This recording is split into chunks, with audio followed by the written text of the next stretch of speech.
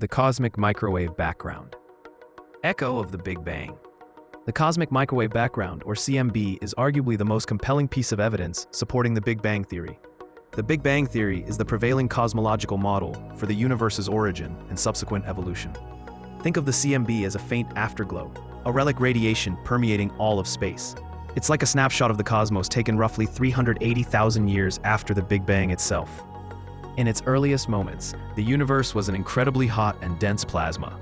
This plasma was composed of ionized particles, a sea of protons, neutrons, and electrons, zipping around at tremendous speeds. During this period, photons, or light particles, were constantly interacting with these charged particles. Because of this constant interaction, photons were unable to travel freely through space. As the universe expanded, it also cooled. Eventually, the temperature dropped to a point where electrons and protons could combine to form neutral atoms. This process is known as recombination. Primarily, hydrogen and helium atoms were formed during this epoch.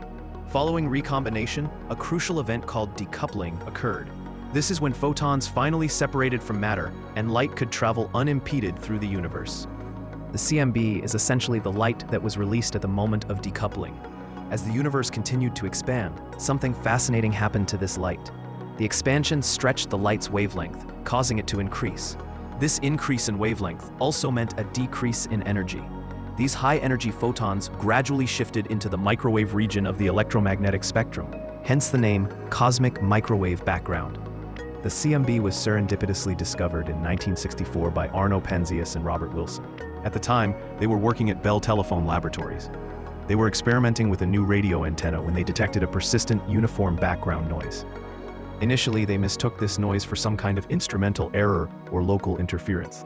However, after careful investigation, they realized they had stumbled upon something far more significant, a crucial confirmation of the Big Bang theory. The CMB's uniform temperature, approximately 2.7 Kelvin above absolute zero, was remarkably consistent with predictions made by the Big Bang model.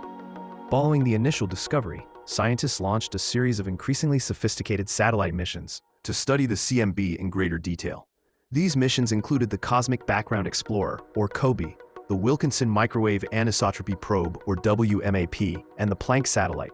These satellites map tiny temperature fluctuations, known as anisotropies, in the CMB. These anisotropies represent small temperature variations across the sky. These seemingly insignificant variations are incredibly important because they represent the seeds of all the structures we see in the universe today. These structures include galaxies, clusters of galaxies, and the vast cosmic web. These anisotropies represent slight density variations that existed in the early universe. These variations were imprinted in the CMB at the time of decoupling. Over vast stretches of time, these density variations grew under the influence of gravity. This gravitational amplification eventually led to the formation of all the cosmic structures we observe today. The CMB's properties are remarkably consistent with the predictions of the Big Bang model. This includes its temperature, its near-perfect blackbody spectrum, and the specific pattern of its anisotropies. The CMB provides a powerful window into the early universe. It allows us to study the conditions that existed shortly after the Big Bang with unprecedented precision. By studying the CMB, we can refine our understanding of the universe's evolution, from its earliest moments to the present day.